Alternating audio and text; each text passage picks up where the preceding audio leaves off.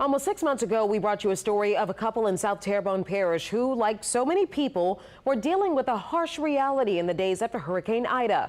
Now, by chance, Annette Fontenot and Kevin Sampay crossed paths with our Mike McDaniel that day, who then told their story. Well, this week, Mike went back for a visit.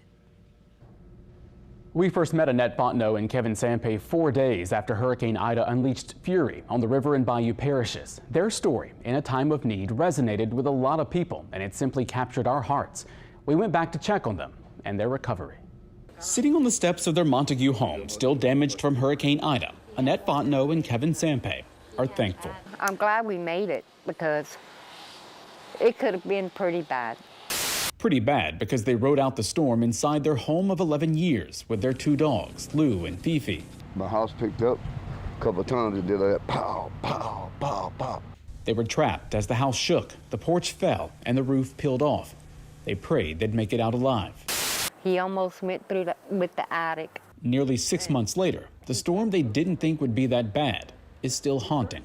When it rains and the wind whistles, I get scared. It just scares me. When we first met them in September, they were in despair. I want to give up. I ain't gonna lie. I want to go on that bayou and jump in it and just end my life. In need of basic supplies, they were living in their shed next to their home. No electricity, no phone service, no bed, no food, no water. That would be home for about a month and a half. Couldn't take a bath. Couldn't do nothing. The reality of their situation became a breaking point for Fontenot when we first met her. This changed my life so much. You wouldn't believe it changed it. Well, you've certainly changed mine. May I give you a hug? It's okay.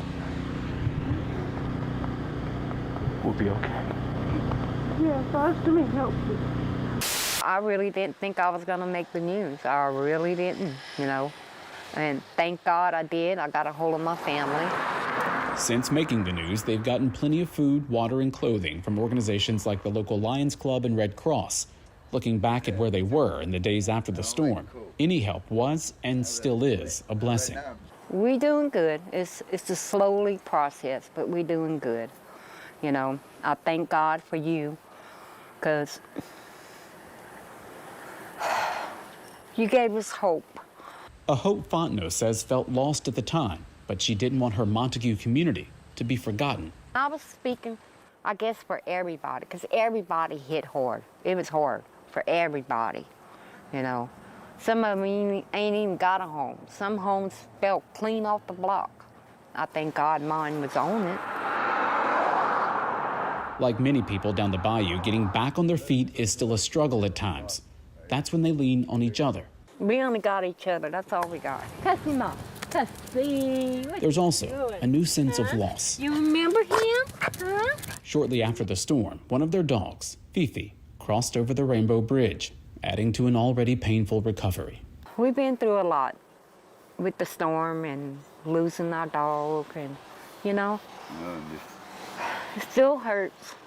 With power restored, they're now living in a sectioned off area of their home. The main part, still gutted, is slowly being repaired. One day at a time, you know. But considering what they've been through, any progress is a big deal. They just finished the roof last week or something, about a week and a half ago. Now I'm still in the process of cleaning up. You know, just a long, tedious process. After several denials from FEMA, they finally got approved for a trailer. They hope it'll be here soon. Looking around at their community, Fontenot and Sampay know how lucky they are, able to rebuild their lives together. I'm glad to be here. You know, it's a slowly process, but we're getting there. Both Ms. Fontenot and Mr. Sampay say they won't be sticking around for another hurricane and appreciate everyone who has thought about and prayed for them since their story first aired. There is still a lot of work to be done in those bayou communities, and the people who live there simply don't want to be forgotten. Mike McDaniel, Eyewitness News.